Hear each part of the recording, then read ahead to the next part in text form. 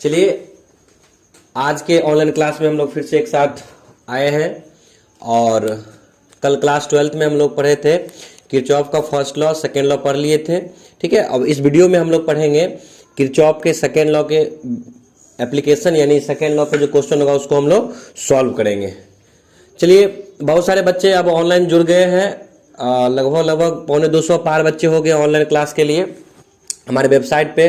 तो बहुत अच्छा लग रहा है कि एक इनिशियल स्टेप में इतना स्टूडेंट है, तो आगे बहुत ब्राइट फ्यूचर दिख रहा है। तो सो आप लोग भी सपोर्ट कीजिए मुझे, यूट्यूब पर जाके सपोर्ट कर सकते हैं और अभी आपके स्क्रीन पर लिंक दिया होगा, इस लिंक के माध्यम से आप जाके कर सकते हैं, या फिर आप हमारे वेबसाइट पे वहाँ आपको ऑटोमेटिक रिडायरेक्ट कर दिया जाएगा कि जाइए हमारे यूट्यूब चैनल पर, उसको सब्सक्राइब कीजिए।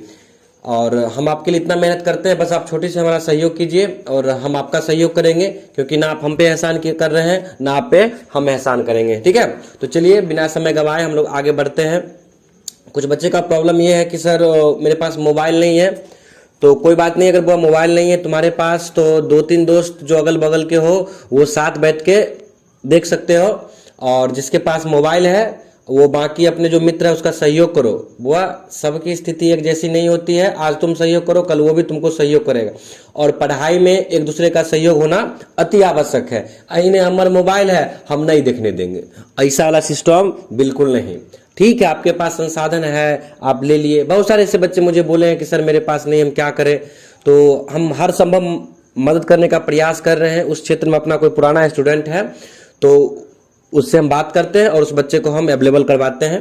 3-4 बच्चे एक जगह बैठ के आराम से देख सकते हैं, बाकी कोविड गाइडलाइन का प्रोटोकॉल को फॉलो करते हुए। ठीक है, तो चलिए आज हम लोग शुरू करते हैं कि किरचॉफ लॉ जो है ना, किरचॉफ भैया का सेकेंड जो नियम है उसके आधारित हम लोग क्वेश्चन करेंगे। तो तुम लोग भी बुआ तैयार हो जाओ, कमर कस लो। ठीक है, बेल्ट लगा लेना, कमर कसा जाएगा, या रस्सी बांध लेना बिहारी टेक्नोलॉजी में। चलिए आज हम लोग पढ़ेंगे किरचॉफ के सेकेंड लॉ पे जो क्वेश्चनमा होगा। ठीक है, एकदम किरचॉफ सेकेंड लॉ। ठीक है, यानी किरचॉफ भैया का सेकेंड लॉ। ठीक है, तो किरचॉफ भैया का सेकेंड लॉ आपको हम एकदम सिंपल शब्दों में समझाए थे कि किसी भी सर्किट बंद हो तो उसमें जितना भी अवयव लगा हो, अभी तो फिलहाल रेजिस्टर एक अवयव के रूप में हम लोग लेते हैं, आगे चल के और चीज भी लेंगे, तो जब आएगा तब का तब देखेंगे लेंगे। ठीक है, और ये इसका ईएमएफ हो गया, इसका रेजिस्टेंस मान लीजिए R1, इसका रेजिस्टेंस R2। ठीक है, तो किरचॉफ का सेकेंड लॉ ये कहता है कि इसमें परिपथ में जितने भी अवयव लगे होंगे, ठीक है, तो क्या लगा हुआ बुआ? 2 गो। बात बुझा कि नहीं बुझा रे? तो 2 अवयव लगा हुआ है। ठीक है, तो इस दोनों के द्वारा जो विभव का ह्रास होगा, इसके और इसके द्वारा जो विभव का ह्रास होगा वह किसके बराबर होगा बुआ? ईएमएफ के बराबर होगा। अगर इस परिपथवा में बोलिए धारा I प्रवाहित हो रही है, अगर इस परिपथ में धारा I प्रवाहित हो रही है, तो बताइए इसके सिरा पर कितना पोटेंशियल ड्रॉप होगा, यानी विभव का ह्रास, और इस प्रतिरोध कितना ह्रास होगा। तो चलिए आपको हम बताए थे एक मास्टर फॉर्मूला, VAB बराबर VAB छोड़ो ऐसे लिख लो, V1 बराबर IR1, अब V2 बराबर बोलिए IR2। अब मुझे बताइए V1 मतलब क्या हो गया कि प्रतिरोध 1 के सिराओं से जो विभव का ह्रास हुआ, V2 क्या हो गया? प्रतिरोध 2 के सिराओं से विभव का ह्रास। ठीक है, ह्रास सीखने के लिए गला का साफ करना पड़ेगा, खरास। ठीक है, अब देखिए आपके सामने है, तो बताइए V1 कितना है? IR1, V2 कितना? IR2। तो टोटल ह्रास कितना हुआ? कुल ह्रास, यानी कुल ह्रास आपके पास हुआ गले का ह्रास के बराबर। तो बोलिए IR1 प्लस IR2, और इस प्रकार यह किसके बराबर हो जाएगा? परिपथ में लगे ईएमएफ के बराबर। परिपथ में लगे ईएमएफ के बराबर, तो परिपथ में कितना ईएमएफ लगा? एक है ई। चलिए ईएमएफ हो गया बराबर हो गया IR1 प्लस IR2। ठीक है, कॉमन सुमन बाद में ले लेंगे, बस आपको कॉन्सेप्ट समझना है कि यही होता है किरचॉफ भाई का द्वितीय नियम, बस इतना सिंपल है। अब इसको हम लोग इतना ना लंबा चौड़ा कर लेंगे कि कंफ्यूज हो जाएंगे। अच्छा, आपके मन में होगा कि ये कैसे होता है, तो जिस प्रकार प्रथम नियम किस पर आधारित था, आवेश संरक्षण के सिद्धांत पे, तो किरचॉफ भाई का जो सेकेंड नियम है ना, ये है ऊर्जा संरक्षण के सिद्धांत पर। इन पहला नियम किस पे हो जाएगा बुआ, ध्यान रखिएगा। किरचॉफ भैया का जो पहला नियम है यानी फर्स्ट लॉ किस पर आधारित है, आवेश संरक्षण का जो सिद्धांत होता है ना वो, यानी चार्ज कंजर्वेशन, ठीक है। सेकेंड लॉ जो होगा ना बुआ वो क्या है, एनर्जी कंजर्वेशन। एनर्जी की हिंदी क्या होता है रे, ऊर्जा। काले गाना भी तो है एक, ऊर्जा संरक्षण।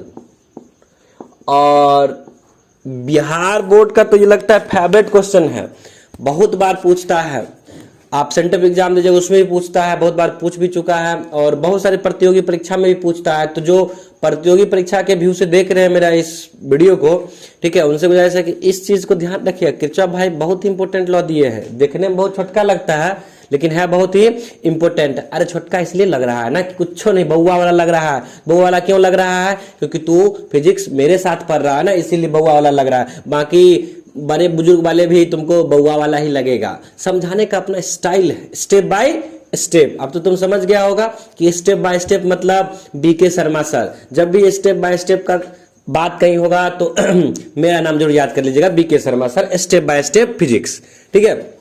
चलिए, ऊर्जा संरक्षण का सिद्धांत पे कौन आधारित है, तो किरचॉफ भैया का सेकेंड नियम। आवेश संरक्षण में किरचॉफ भैया का पहला नियम। तो उम्मीद करते हैं कि आप दोनों नियम किस सिद्धांत पर आधारित है ये भी समझ गए, और क्या होता है वो भी आप समझ चुके हैं। तो चलिए अब इसके बेसिस पे हम लोग क्वेश्चन करते हैं।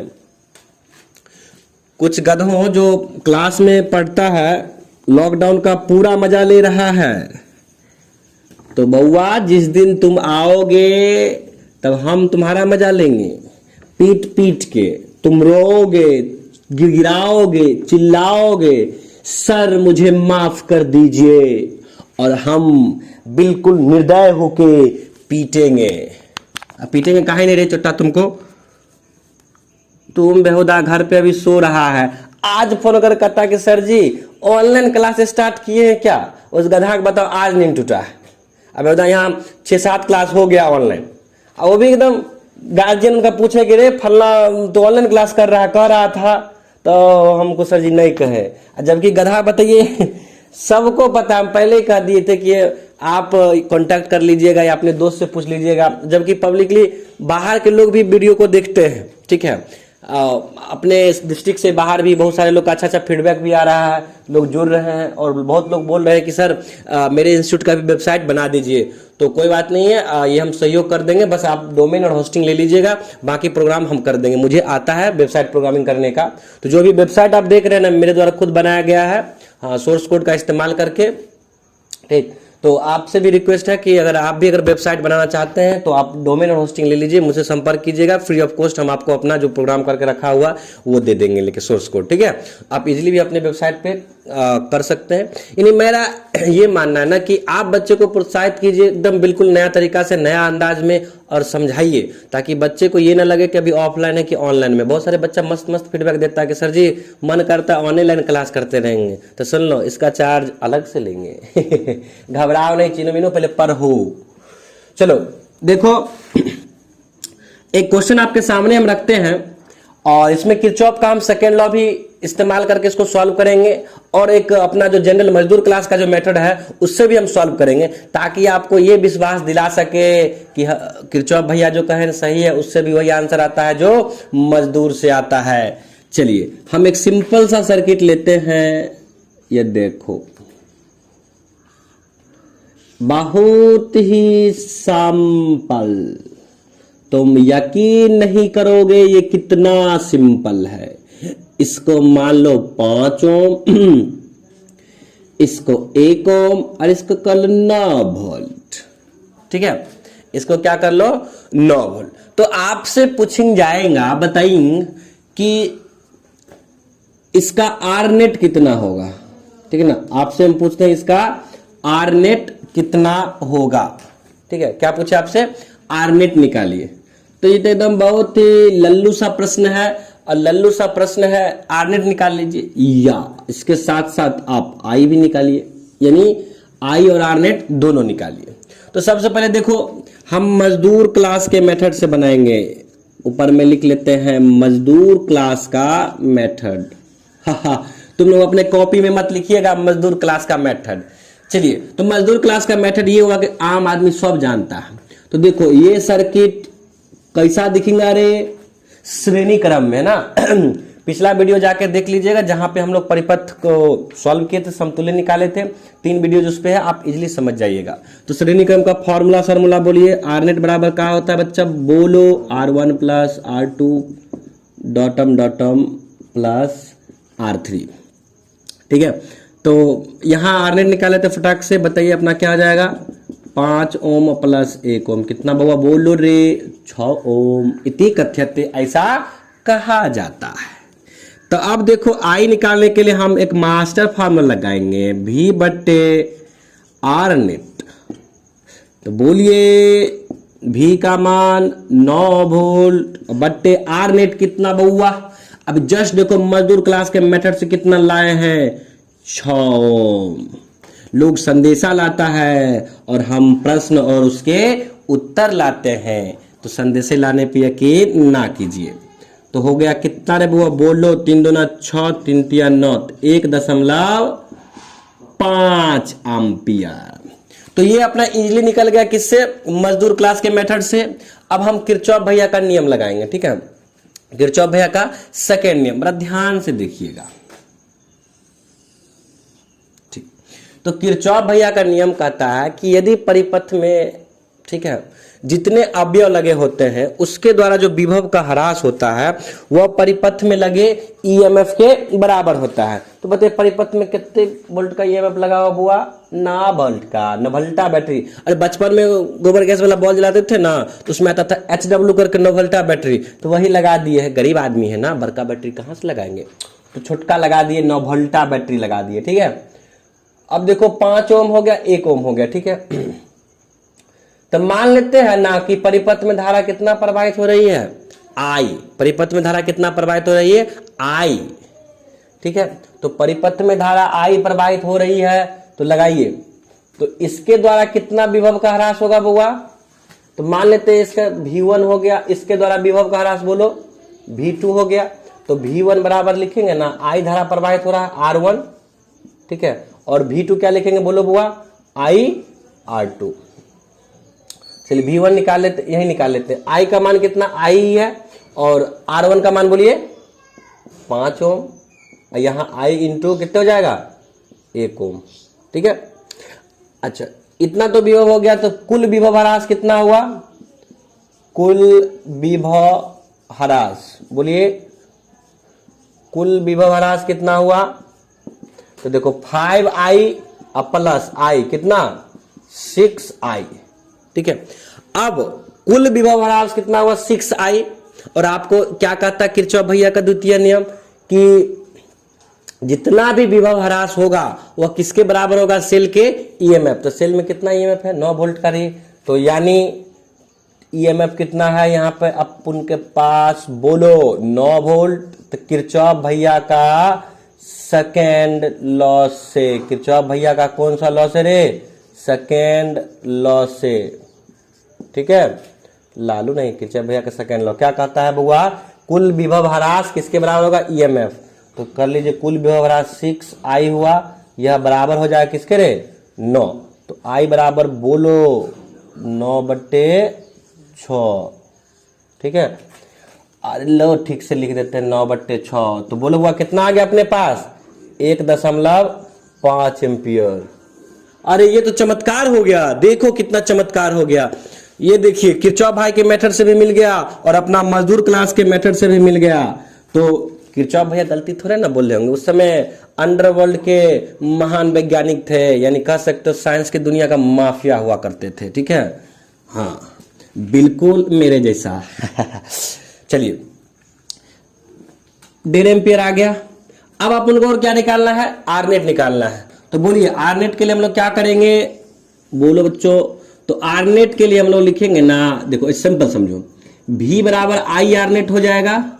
कौन भैया के नियम से, श्री श्री 108 ओम महाराज के नियम से, ठीक है। यानी V बराबर आई आर नेट किससे हो जाएगा, ओम महाराज के नियम से। 108 श्री श्री 107 कोई नहीं बोलेगा, चाहे 109, 108 ही बोलोगे।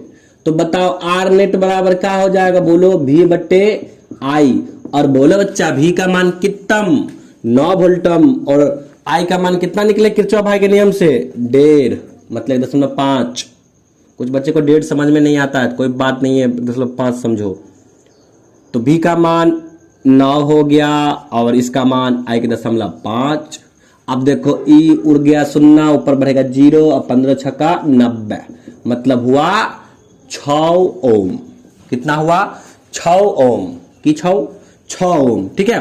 तो देखिए यहां भी आर नेट निकाले थे तो कितना आया था, 6 ओम। और किरचॉफ भाई के नियम से भी हम लोग सॉल्व करके निकाले तो क्या है अपने पास, 6 ओम। अंतर इतना है कि यहां आई निकालने के लिए पहले आर नेट निकालना पड़ा, उसके बाद क्या आया वो अपने पास, आई आया। और किरचॉफ भैया क्या बोले, तुम लोग अलग मेथड से, हमर दुनिया अलग, देश दुनिया से बिल्कुल अलग। तू पहले आर नेट निकालेगा तो हम पहले आई निकालेंगे। तो किरचॉफ भैया पहले क्या निकाल लेते हैं, आई, तब क्या निकालते हैं, आर नेट। तो उम्मीद करते हैं कि आप इजिली मनोरंजन करते, हंसते खेलते, मुंह कान तोड़ते, मतलब बचाते हुए, और आप सीख गए क्या, किरचॉफ भैया का द्वितीय नियम। बच्चा ये अभी यहीं पर समाप्त नहीं होता है, ये तो एक सिंपल था। अब कहोगे सर जी इसको तो हम तुरंत इन्हीं से बना लेते, तो किरचॉफ का नियम का आवश्यकता क्यों पड़ा। तो मेरे बच्चों समझो, अभी तो ये बेसिक, ठीक है। अब समझिए, चाकू से भी काटा जाता है और तलवार से भी काटा जाता है, ठीक है। तो चाकू का अपन उपयोग और तलवार का अपन उपयोग। अब बताओ सब्जी काटने के लिए हम एकदम तलवार निकाल के दिए जा रहे हैं, तो बेवकूफे न कहलाएंगे रे। अयोध्या गए वहां पे एकदम छुरी निकाल ली, या आ जाओ, बिल्कुल लड़की जैसे, ही फिल्म में देखे हो ना, एकदम उस तरह से। लड़की से पर्सनली ना ले, फिल्म वाले बता रहे हैं कि फिल्म में नहीं देखते हो, या बचाओ आओ मेरे सामने। तो वही बात है कि चाकू वाला काम से सिर्फ सब्जी काटने में अच्छा लगता है, और गला काटने के लिए तलवार, ठीक है। मतलब युद्ध में नहीं होता, या फलना वीर आ गया, मतलब मूवी में जो देखते होगे, तो तलवार का काम तलवार करेगी, ठीक है, और चाकू का काम चाकू करेगा। इसीलिए चाकू और तलवार का काम है काटना। ठीक उसी प्रकार किरचॉफ भैया का और मजदूर क्लास का मेथड जो है, वो प्रश्न को ही सॉल्व करना है। तो जहां मजदूर से हो जाएगा वहां ये नहीं लगाएंगे, जहां इससे होगा वहां मजदूर तो लगेगा ही नहीं, ठीक है। तो इसीलिए इस पर ज्यादा फोकस कीजिए, क्योंकि आप तो ऑटोमेटिकली सिंपल सर्किट रहेगा तो उसको तो इजीली सॉल्व कर लीजिएगा, चक्कू से काट लीजिएगा सब्जी। लेकिन तलवार तो ये है, गर्दन काटने का काम ये आएगा, युद्ध जीतने का ये काम आएगा। तो बात समझ लिए। अब इस वीडियो पर कंट्राडिक्शन मत करना कि नहीं सर जी चक्कू से भी युद्ध जीता जा सकता, तो तू चक्कू छुरिये से युद्ध जीतना, ठीक है। हम तो बउआ तलवार रखेंगे, यस, ठीक है, करो ना ना। चलो उम्मीद करते हैं ये चीज आप समझ गए होंगे। अब हम लोग बढ़ते हैं थोड़ा सा एडवांस लेवल के क्वेश्चन पे। चलिए चलते हैं, थोड़ा सा घुमाएंगे ना तब दिमाग घूमेगा। होगा तो बुआ व्हीटस्टोन ब्रिज जो अनबैलेंस्ड होगा उसके लिए सेपरेट वीडियो बना देंगे। अच्छा हाँ, एक और चीज याद आ गया, कुछ बच्चे मुझे बोले थे कि सर ईएमएफ थोड़ा सा और अच्छे से समझाइए, समझ में नहीं आया। तो नहीं आया तो कोई बात नहीं, एक बार हम फिर से पुनः चर्चा कर देते हैं। तो देखो ईएमएफ में कुछ नहीं, वो बैटरी इलेक्ट्रोलाइटिक सेल है, इसमें इलेक्ट्रोलाइट भर दिए, ठीक है, हाँ 2 गो लगा दिए, ठीक है। ये क्या कहलाता है बुआ, इलेक्ट्रोड्स। क्या कहलाता है, इलेक्ट्रोड्स। और ये जो सॉल्यूशन डालिए क्या होता है, इलेक्ट्रोलाइट्स, ठीक है। अब देखो एक तो कैथोड दूसरा एनोड हो जाएगा। ये आप हाफ सेल रिएक्शन पढ़िएगा ना, हाफ सेल रिएक्शन, ठीक है। उसमें सर जी थोड़ा सा इसके आगे चैप्टर टॉपिक्स में पढ़ाएंगे, नर्स्ट इक्वेशन होता है, नर्स्ट, ठीक ना, नर्स्ट इक्वेशन, ठीक है। तो नर्स्ट इक्वेशन में आपको बताएंगे किस टाइप से इसका इस्तेमाल करके हम लोग ठीक है ना, ई नॉट ई सेल निकालते हैं तो आप उसको उसमें समझ में आ जाएगा कि आधा में एक नेगेटिव दूसरा पॉजिटिव आता है, दोनों का हम लोग पोटेंशियल डिफरेंस निकालते हैं इलेक्ट्रोड्स का, तो अपना ई नॉट सेल होता है, सॉरी ई सेल निकलता है, तो नॉन्स का इक्वेशन अपना यूज करके सॉल्व करेंगे। तो आप सेल चैप्टर मेरे विचार से आपको हम इलेक्ट्रोलाइट समझाएं, इलेक्ट्रोड्स तो समझ ही गए, तो सोल्यूशन में जो रहेगा दो रॉड टाइप का पत्ती टाइप का भी हो सकता है, जिससे हाफ सेल रिएक्शन मतलब सेल रिएक्शन प्रारंभ हो, उसी को हम लोग इलेक्ट्रोड्स बोलते हैं। ठीक है, तो जब आप इलेक्ट्रोकेमिस्ट्री पढ़िएगा या फिर सर पढ़ा रखे होंगे तो सर से बोलिए एक बार सर इस टॉपिक को फिर से रिवीजन करवा दीजिए, तो आप बेहतर ढंग से वहाँ सेल को समझ सकते हैं। बस अपने को फिजिक्स में इतना समझना है कि इलेक्ट्रोलाइट्स है, ये इलेक्ट्रोड्स है, इसके बीच पोटेंशियल डिफरेंस जनरेट होता है, तो एक टर्मिनल नेगेटिव होगा, ठीक है ना, एक नेगेटिव पोटेंशियल डेवलप होगा, दूसरा तरफ पॉजिटिव डेवलप होगा, दोनों का मान बराबर हो भी सकता है, बराबर होगा तो बातें खत्म है। ठीक है, बराबर नहीं होते हैं या हो ही सकते हैं ऐसा लगभग, तो डिफरेंस ज़्यादा होगा। ठीक है, और अगर इसका मान 0 आ गया तो वो सेल मतलब नहीं बनता है। इस टाइप से आपके केमिस्ट्री वाले सर आपको पढ़ाएंगे। ठीक है, ई सेल निकालने के लिए ई नॉट सेल बहुत तरह का स्टैंडर्ड रहता है, पोटेंशियल तो अलग अलग सबका अलग अलग रहता है।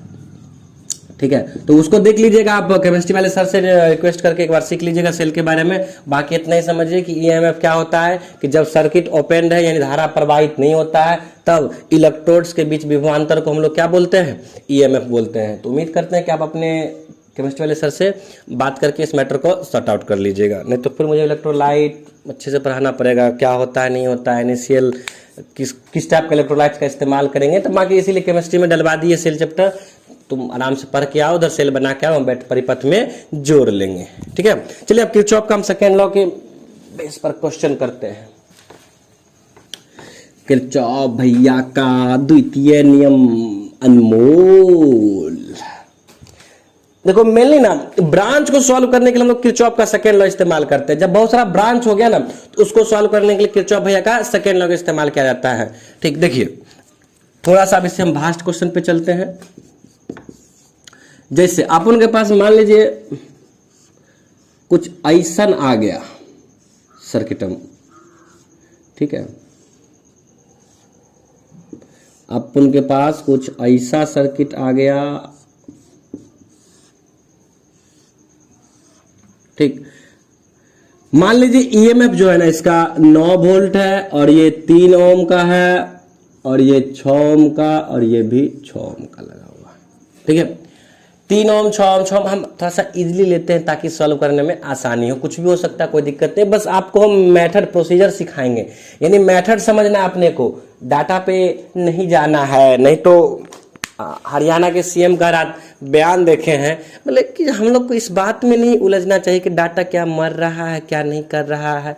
तो बउआ आप काहे ना उसका मैनेजमेंट प्रॉपर कर रहे हैं, जो मर रहा है ये हो रहा है, मतलब हद है सरकार। खैर कोई बात नहीं, सरकार के लिए आप मात्र एक आंकड़ा है, बार बार अब आप इस बात को हम बताते हैं, आप खुद जागरूक रहिए तभी सुरक्षित रहिएगा।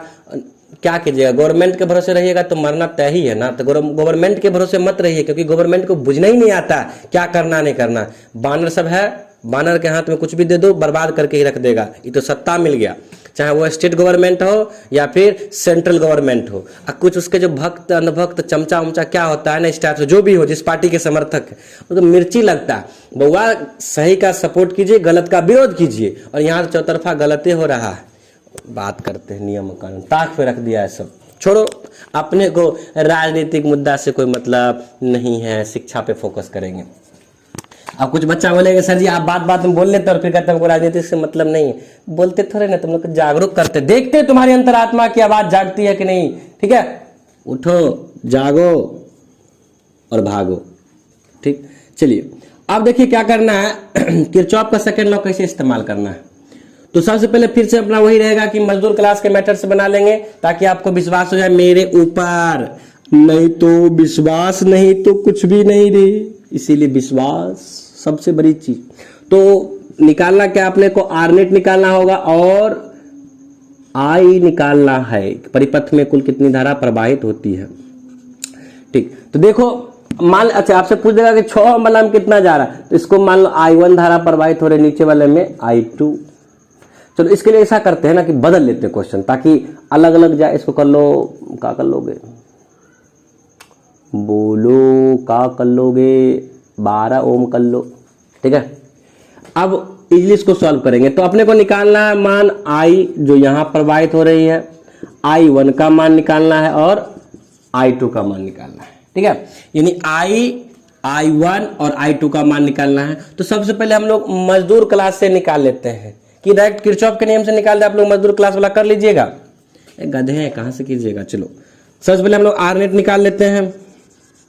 तो देखो हम तुरंत सॉल्व कर लेते हैं। ये 3 ओम का इस दोनों को सॉल्व कीजिए, कितना हो जाएगा बताइए।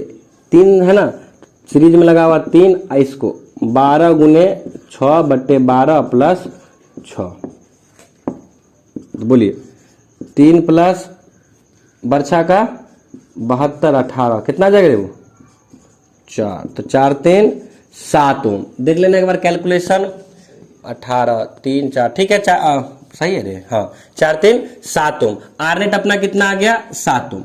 अब देखो तो V बराबर क्या होता है, आई आर नेट कर देंगे आई निकालने के लिए। तो I बराबर क्या आ जाएगा, V का मान बोलिए 9, R का मान आर नेट का 7, मिस्टेक हो गया, हाँ नहीं ठीक था, V/R नेट लिखेंगे आर नेट। ठीक है, V का मान कितना 9, आर नेट का मान कितना है 7। ये अपना हो गया शुद्ध परिपथ में कितना धारा प्रवाहित हो रहा है 9/7 एम्पियर। ठीक, ये तो अपना हो गया ऐसा। अब देखिए ब्रांच I1, तो आपको याद होगा यहां निकालने के लिए सबसे पहले इस बिंदु का क्या पता होना चाहिए रे, विभव। तब ना हम लोग लिखेंगे I1 बराबर V/R1। और ये कहाँ का विभव होना चाहिए, जहां से समांतर क्रम में दोनों संयुक्त हो, ये वाला विभव मत लेना। ठीक है, तो चलो पहले इस पॉइंट का विभव निकाल लेते हैं। एक काम करते हैं, क्या करते हैं, सही है, चलो इस पॉइंट का विभव कैसे निकालेंगे, कोई बता सकते हो। ये 9 वोल्ट हुआ। ठीक है, आपको यहाँ का पोटेंशियल ड्रॉप निकाल लेना है, ऑटोमेटिक आ जाएगा। तो बताइए, ऐसे करंट तो पता है ना कि इस टर्मिनल पर कितना आ रहा है यहाँ से। ठीक, तो करंट आ रहा है यहाँ इस दोनों टर्मिनल, मैंने यहाँ तक कितना करंट आ रहा है, आई ना, आई का मान कितने हुआ 9/7। अच्छा, इस आर नेट का मान कितना है बोलिए, 4 ओम है इस दोनों को मिला के, देखो ना 4 ओम है ना दोनों मिला के। तो हम लोग यहाँ मान लेते विभव जो है ना वो V' मान लेते हैं। तो V' का मान कितना आ जाएगा बुआ, आई का मान किधर है, ये आई कितना जा रहा है बोलो 9/7। अच्छा, आर कितना है दोनों मिला के, आर नेट का मान निकला है 4 ना, 4। तो V' बराबर 9 चौक 36/7। ठीक है, उम्मीद करते हैं 9 तिया 27/7 देख लेना थोड़ा सा रे बच्चा, 9 वोल्ट आना भी चाहिए ना। तो इधर निकलेगा अपने 27/7, चेक कर लेते 27/7 प्लस 36/7, तो 7 6 13 3 2 5, हाँ सही है। तो इस दोनों बिंदु के विभवांतर कितना आ गया अपने पास 36/7। ठीक है, तो अब हम लोग V' का मान कितना लेंगे 36/7। हम बना लेते उसके बाद आपको फिर समझाएंगे, टेंशन की बात हम नहीं है। तो बोलिए I1 बराबर कितना हो जाएगा, तो 36/7/R1। तो इसके लिए R1 का मान कितना है ऊपर में ना 6 ओम है। तो बताइए I1 बराबर कितना हो जाएगा रे, देखो थोड़ा सा लिख दिया है कि देखो 36/7 है, इसको कितने से भाग देना है बुआ 6 से ना। तो 6 का 36 कितना हो गया 6/7। I1 का मान कितना आ गया 6/7। इसी प्रकार I2 का मान कैसे निकाल लेंगे हम लोग, तो देखो यहाँ समांतर क्रम है ना, तो इस बिंदु का हम लोग विभवांतर लेंगे, ना कि यहाँ वाला विभवांतर लेके चौपट कर लेंगे। ठीक है, जहां से समांतर क्रम प्रारंभ होता है वहां का हम लोग विभव लेंगे इसमें। तो I2 बराबर क्या हुआ, यहाँ का विभव कितना मान है दोनों बिंदु का V'/R2 हो जाएगा। तो V' का मान कितना निकाले हैं 36/7। तो I2 का मान कितना हो जाएगा 36/7/R2 कितना 12। तो 12 तिया 36। तो I2 का मान कोई बच्चा बता सकता है कितना होगा 3/7 एम्पियर। तो देखिए मजदूर क्लास के मेथड से अपने लोग निकाल लिए। एक बार फिर से इसको हम समझाने का प्रयास करते हैं, जरा देखिएगा यहां तक तो समझने में किसी कोई प्रॉब्लम नहीं होगा, क्योंकि आर नेट निकाले और v बराबर सॉरी हाँ v बराबर आई आर नेट से निकाल लिए हम लोग, क्या यहाँ से i का मान निकाल लिए, कितना है 9/7। अब देखिए अपने को निकालना है i1 i2, तो याद कीजिए i1 i2 के लिए हम लोग फॉर्मूला लिखते थे i1 बराबर v/r1, ठीक है। तो r1 का मतलब तो आप लोग समझते थे कि R1 वो हुआ जिससे I1 प्रवाहित होगी, तो I1 किससे प्रवाहित और केवल 6 ओम से, तो R1 का मान कितना है यहाँ पे 6 ओम। अब बात करेंगे V डैश क्या, यानी यहाँ जो हम लोग V इस्तेमाल किए ये V कौन होता है, इस बारीकी को समझिए। तो जहां से अपना ब्रांच ना समांतर क्रम में प्रारंभ हो गया, तो देखिए यहां से और खत्म कहाँ हुआ यहाँ पे, तो इस दोनों बिंदु के बीच का जो विभवांतर होगा ना वही होगा यहाँ पे V डैश। यहाँ ने कहीं भी फार्मूला लगाइए, तो जब भी हम ये वाला फार्मूला लगाएंगे ना तो ये जो होगा V का मान, जहां से ब्रांचिंग स्टार्ट हुआ और जहां खत्म हुआ उसके बीच के विभवांतर होते हैं। याद कीजिए आपको तो उसमें हम बताए भी थे ना, ये अपना व्हीटस्टोन ब्रिज संतुलित में सॉल्व करवाए थे क्वेश्चन, उसमें बताए थे, तो उसको फिर से रिवीजन करवा दिए। तो V डैश हम लोग निकाल लेते हैं, क्योंकि देखिए यहाँ प्रॉपर तो V डैश का मान पता है नहीं, तो हम लोग क्या किए कि यहाँ का आर नेट निकाल लिए, ठीक है, इस दोनों का सर्किट का, तब इस दोनों बिंदु पर निकल जाएगा। तो आर नेट निकाल लिए तो V बराबर आई आर नेट होता है, और आपको पता है धारा कितना जा रहा है इधर से I, और आर नेट का मान तो पता है 4 है, तो V बराबर कितना हो गया 36/7, सही है ना रे।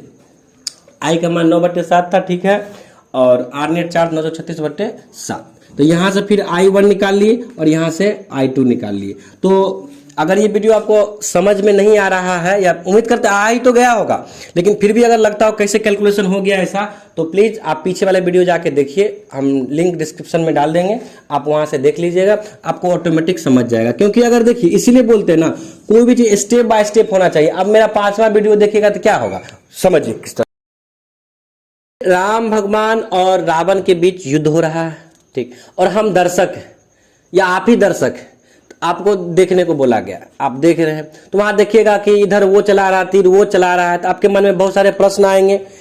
प्रश्न ये होंगे कि भाई युद्ध क्यों हो रहा है, युद्ध हो रहा है तो राम जी की तरफ से ये काहे लड़ रहा है, वो काहे लड़ रहा है, ये क्यों हो रहा है, वो क्यों हो रहा है, तो आपको उसमें बहुत कंफ्यूजन होगा।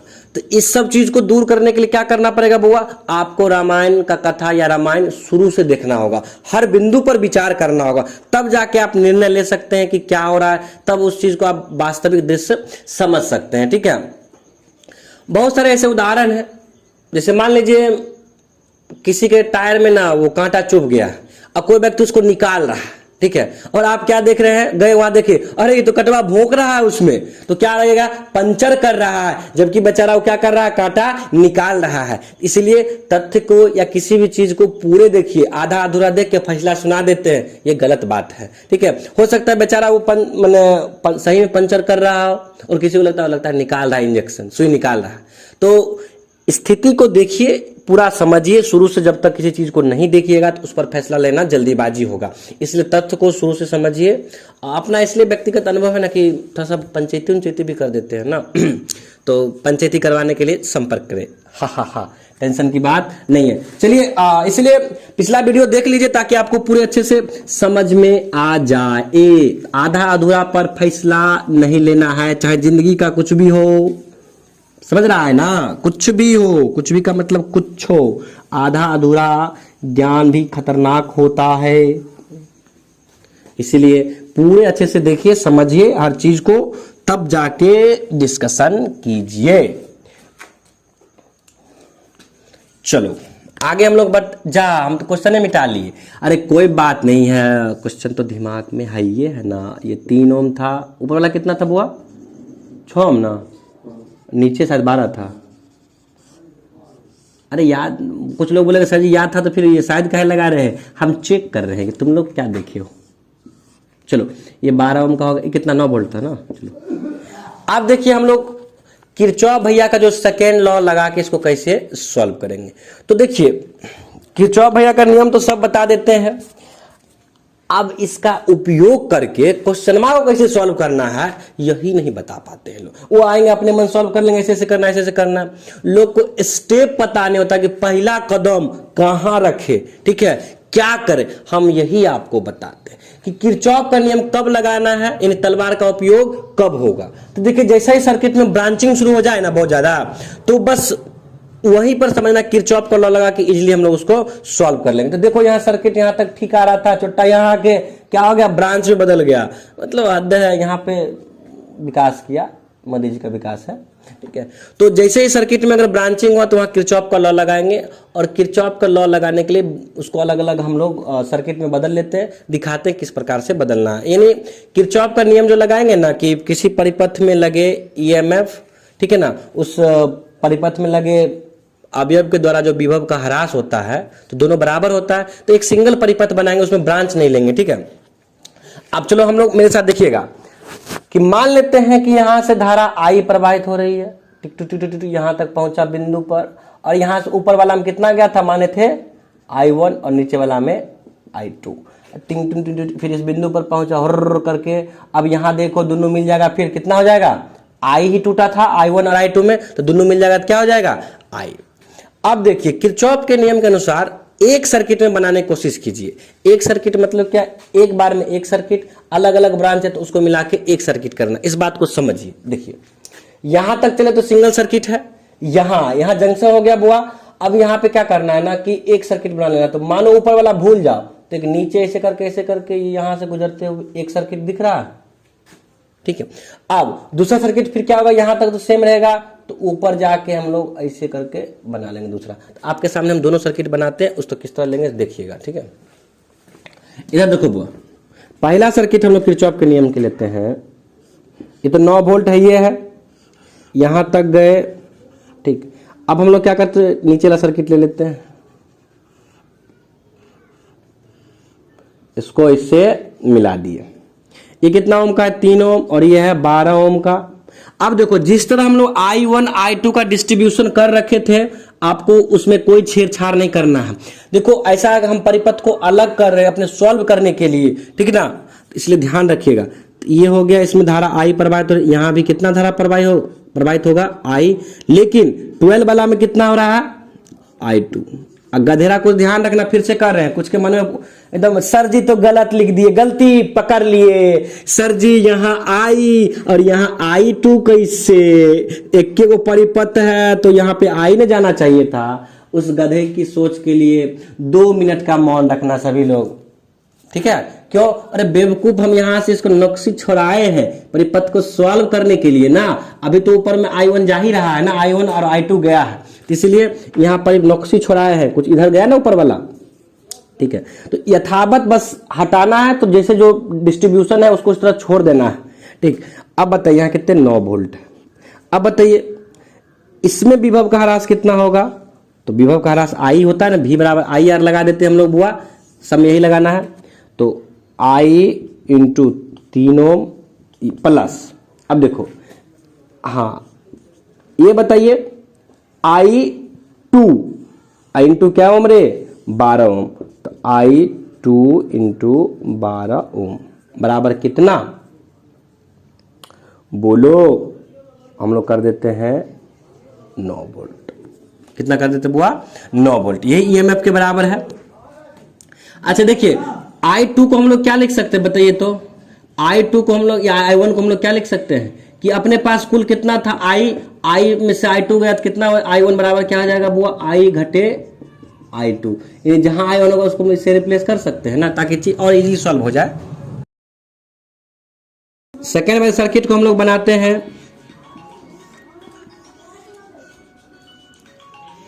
ये हो गया 3I। अब देखो फर्स्ट वाले में हम लोग ये लेके गए थे ना, अब सेकेंड वाले में यहां से आके हम ऊपर होके ब्रांच लेके निकल जाएंगे। तो देखो ऊपर गया, नीचे आएगा, इसको मिला देंगे, ठीक है।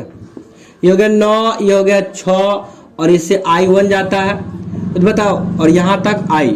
तो I1 में कितना है बुआ, I1 को हम लिख सकते हैं ना, कुल में से I2 घटा लेंगे, यानी I घटे I2। चलिए इसका डेरिवेशन हम लोग लिखते हैं। इसमें विभव का ह्रास कितना हो जाएगा, तो I गुने 3 प्लस I1 इंटू 6 किसके बराबर हो जाएगा, कुल EMF 9 के बराबर। यहां तो सभी लोग समझ गए होंगे। अब क्या करेंगे ना हम लोग कि I1 का मान रिप्लेस कर देंगे। तो बताइए I1 का मान, इसको लिखो 3i हो जाएगा ये, प्लस I1 का मान रिप्लेस कितना से करेंगे, I घटे I2 इंटू कितना 6 है ना बराबर 9। तो बोलिए क्या आ जाएगा 3i अब प्लस 6i माइनस 6i2 बराबर 9। अब बोलिए कितना हो जाएगा अपने पास,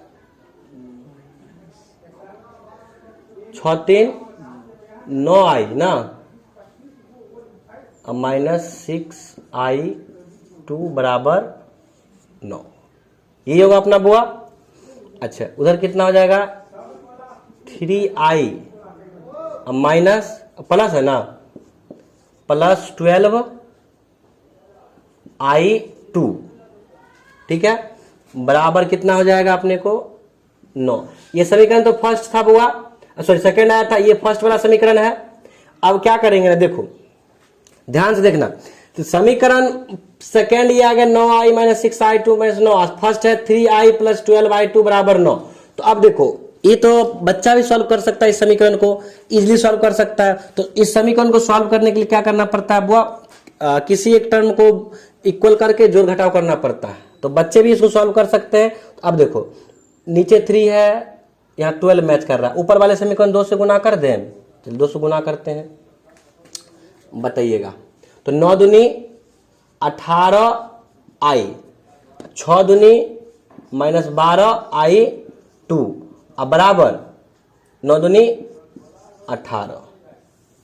अब इस दोनों समीकरण के लेंगे तो सीधा सीधी जोड़ देंगे, देखो दोनों कट गया, 18 3 21i बराबर कितना आ जाएगा, 18 9 27। तो i बराबर कितना आ जाएगा 27/21, ठीक है। तो कुछ कटेगा नहीं, देखो तो 3 को 9 बार पढ़ देंगे और 3 को क्या बार पढ़ देंगे 7 बार, तो देखो 9/7 एम्पियर आ गया। तो उस प्रोसीजर से जो बनाए तो भी मजदूर क्लास के प्रोसीजर से, और किरचॉफ के सेकेंड लॉ इस्तेमाल करके बनाए सो भी, दोनों क्या हुआ एकदम सेम है। आज भी ऑडियो रिकॉर्ड हो रहा है कि नहीं, हाँ हो रहा है, ठीक है। तो दोनों क्या हो गया वो एकदम सेम आंसर आ गया। तो क्या करना है किरचॉफ के सेकेंड लॉ के इस्तेमाल में, तो सबसे पहले एक सर्किट जैसा रहेगा उसको लिखेंगे, उसके बाद धारा का वितरण करेंगे। यही इंपॉर्टेंट होता है कि देखो जैसे मान लिए कि हम कुल परिपथ में धारा कितना जा रहा है I, तो यहां श्रेणी क्रम में इस बिंदु तक तो समान होगा। अभी जंक्शन पे बट जाएगा, एक ऊपर जाएगा धारा, दूसरा नीचे जाएगी, ठीक। तो मानते हैं ऊपर वाला में कितना धारा जाएगी I1, आपका मन कुछ भी मान सकते हैं, नीचे में I2, ठीक। अब क्या करना, धारा का वितरण हम लोग कर लिए।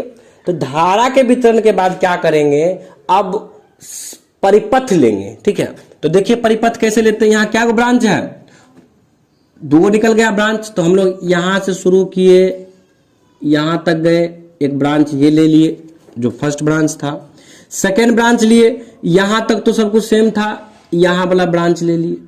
अब क्या किए, दोनों में किरचॉफ का सेकेंड लॉ लगा के इक्वेशन लिख दिए। तो पहला इक्वेशन ये आया, ठीक, सेकेंड वाले में लगाया सेकेंड इक्वेशन ये आया। अब देखिए यहां I1 है, तो I1 का मान कितना होगा, जैसे ऐसे समझिए आप मेला देखने गए, ठीक है, 100 रुपया लेके, 10 रुपया का कुल्फी खाए, तो बताइए आपके पास कितना पैसा बचेगा, मतलब रुपया। तो 100 में से क्या रुपया खा गए 10 गो। तो वही बात है कि आपके पास I धारा था और नीचे वाला में कितना चला गया I2 चली गई, ठीक है। तो आपके पास कितना बचा ऊपर वाला जाने के लिए, तो कुल था I में से कितना खर्चा हो गया I2 घटा लिए, यही क्या हो गया अपना I1 का मान हो गया। तो हम लोग यहाँ I1 के मान को क्या कर दिए, वो रिप्लेस कर दे किससे, I घटे I2 से। तो इस प्रकार अपना एक समीकरण आ गया, 6i माइनस 6i2 सॉल्व किए तो 9i माइनस 6i2 बराबर 9, ठीक है। ये समीकरण सेकेंड आ गया, और ये फर्स्ट दोनों को एक साथ हम लोग लिए। अब ये देखना था कि अनबैलेंस था, इसको बैलेंस करने की कोशिश किया गया, तो 2 से गुना कर दिए ऊपर वाले समीकरण को, इधर भी इधर सब लोग कर दिए। तो हो गया 9 दूनी 18i माइनस 6 दूनी 12i2 बराबर 18। तो देखो सीधा सीधी जोड़ देंगे हम लोग, तो 18 3 21i, अब माइनस प्लस तो कट गया बुआ, बराबर 18 सॉरी 9 और 8 18 कितना हो गया 27। तो I 21i बराबर 27, तो I बराबर कितना हो गया 9/27, सॉरी नहीं 27/21 आ गया, इसको सॉल्व किया कितना आ गया 9/7 आ गया। ठीक है, अब हम लोग I1 और I2 का मान निकालते हैं। तो सिंपली समीकरण तो सॉल्व कर लिए हैं, तो अब किसी समीकरण में मान रखने के बाद ऑटोमेटिक आ जाएगा। तो देखो हम लोग क्या करते हैं, चलिए बताइए तो क्या करेंगे। तो समीकरण फर्स्ट में किसका मान रखने पर बउआ बोलो, I का मान रखने पर। ठीक, तो बोलिए I का मान रखने पर कितना हो जाएगा। तो पहला समीकरण अपने पास क्या था, 3I + 12 I2 बराबर 9। तो I का मान रखिए, तो 3 गुने I का मान कितने हुआ 9/7 आया ना, हाँ, +12 I2 बराबर 9। तो देखो 9 तियारे 27/7 + 12 I2 बराबर 9।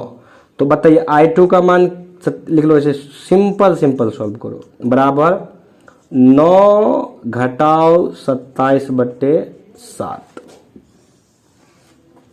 ठीक है, तो 12I2 बराबर कितना हो जाएगा, 63 में 7 से ऐसा 36 आएगा, 36/7। तो I2 का जो अपन मानम होगा 36/7 को भाग लगाना है 12 से, तो 12 तिया 36। तो I2 जो होगा अपना कितना आ गया बुआ, 3/7 एम्पियर। और मिला लीजिएगा मजदूर क्लास के मेथड से जो बनाए थे ना, उससे भी आपको कितना आया था 3/7। अब हम लोग क्या करेंगे, अब I1 का मान निकालेंगे। कैसे निकालेंगे रे, देखो तो I1 का मान निकालने के लिए तो बताइए I1 है क्या, I घटाओ I2। तो I1 बराबर हम लोग लिखेंगे, I का मान कितना है बुआ बोलो तो 9/7 था ना, तो 9/7 घटे I2 का मान कितना था 3/7 निकला है, तो घटा लेंगे 3/7। तो I1 का मान कितना आया, लघुत्तम 7, 9 में 3 जाएगा कितना 6/7। यानी अपने पास I1 का मान कितना आ गया 6/7। तो याद कीजिए मजदूर क्लास से भी हम लोग बनाए थे, तो I का मान आया था 9/7, I1 का मान आया था कितना, अभी तो तय है 6/7, उधर भी उतना ही आया था, और I2 का मान कितना आया है 3/7। तो मेथड कोई सा भी हो आंसर सेम आएगा, अगर मेथड में कहीं गलती नहीं हुई हो तो उम्मीद करते हैं कि आप इसको समझ गए किरचॉफ का सेकंड लॉ कैसे इस्तेमाल करना है। तो किरचॉफ के सेकंड लॉ में क्या ध्यान रखना है, जैसे ही ब्रांच बनेगा सीधा वहां एप्लीकेशन लगाना किरचॉफ का सेकंड लॉ का, और ब्रांच को तोड़ के सिंगल सर्किट में बदल लेना है। और I का डिस्ट्रीब्यूशन इंपोर्टेंट है, यानी धारा का वितरण कर दिए, यथावत लिखेंगे। जैसे नीचे I2 गया ना, तो यहाँ सर्किट में हम I2 ही लिखे, और यहाँ I था, क्योंकि यहाँ से हटा के हम लोग करते हैं ना, तो जहां जितना धारा हम लोग अलॉट कर दिए हैं उसी के अनुसार सर्किट को सॉल्व करेंगे। तो उम्मीद करते हैं कि आप इसको बेहतर से समझ गए। फिर बाकी जो जैसे हमको कमेंट कीजिएगा या फिर मुझे मैसेज कीजिएगा, अगले वीडियो में आपकी सारी समस्या को सॉर्ट आउट कर देंगे। ठीक है, आई होप कि आप सीख गए होंगे। इसलिए वीडियो को देखो, अब क्या करना होगा बुआ, लाइक और सब्सक्राइब। ठीक है, खैर नहीं भी करेगा तो कोई दिक्कत नहीं, सब्सक्राइब कर लेना।